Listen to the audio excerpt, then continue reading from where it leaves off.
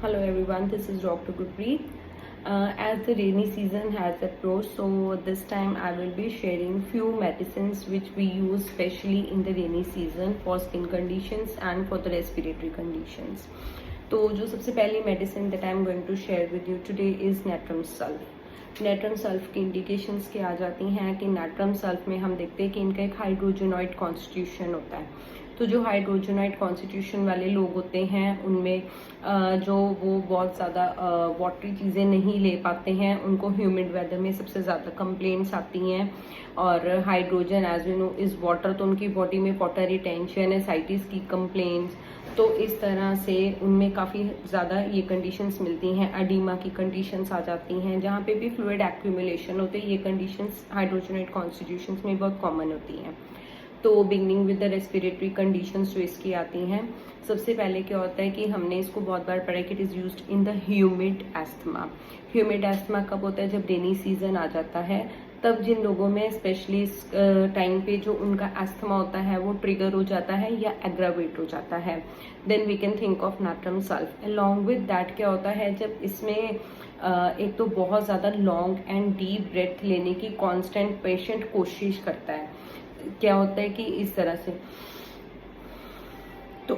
से उनको कॉन्स्टेंटली इसी तरह से सांस लेनी पड़ती है, उनको सांस नहीं आ रही होती है अस्थमा की कंडीशन में। उस अलॉन्ग विद दैट क्या हो जाता है कि उनके अंदर अगर हम देखें तो पेशेंट कहते हैं कि जब उनको खांसी होती है, कफ होती है, they have to hold their chest with their hand. इस तरह से उनको same is a condition in bryonia also, पर ब्राइनिया इसलिए अपनी चेस्ट को होल्ड करके रखता है क्योंकि उसमें वो उस वजह से डिस्टर्ब होना नहीं चाहता। उसमें डिस्टर्ब है, वर्स टू बीइंग है, तो उसको होता है कि अगर खांसी आएगी तो मैं डिस्टर्ब हो जाऊंगा, इसलिए वो पहले ही हाथ रख के अपनी चेस्ट को, और पेन की वजह से वो अपनी चेस्ट को होल्ड करके रखते हैं।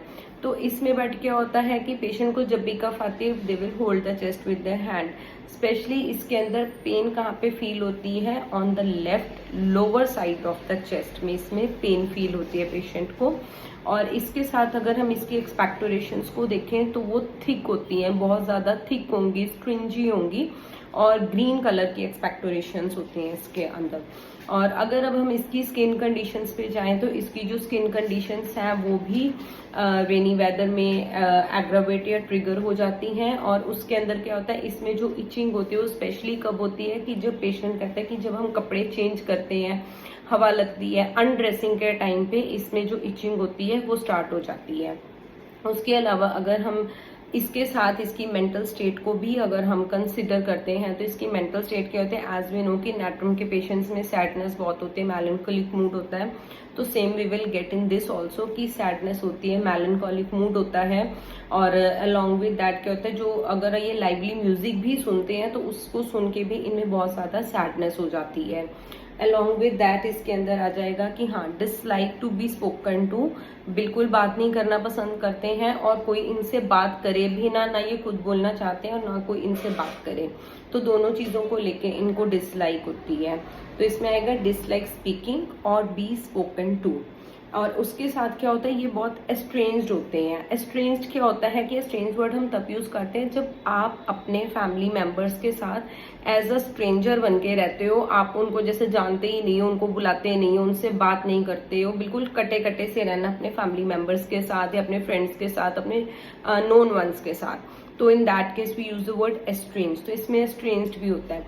एक इसमें बहुत इंपॉर्टेंट टिप आती है कि always think of natrum sulph whenever there appears the mental symptoms after head injury. तो ये I have studied this in a book, I don't remember it where, but it was a particular rubric and you can prescribe if there occurs a forgetfulness after the injury to the head. Always and always go with natrum sulph. Single dose of natrum sulph will cure the case.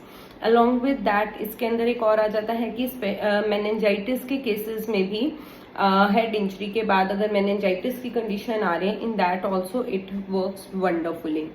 So this was a brief description about natrum sulph. Thank you, have a nice day.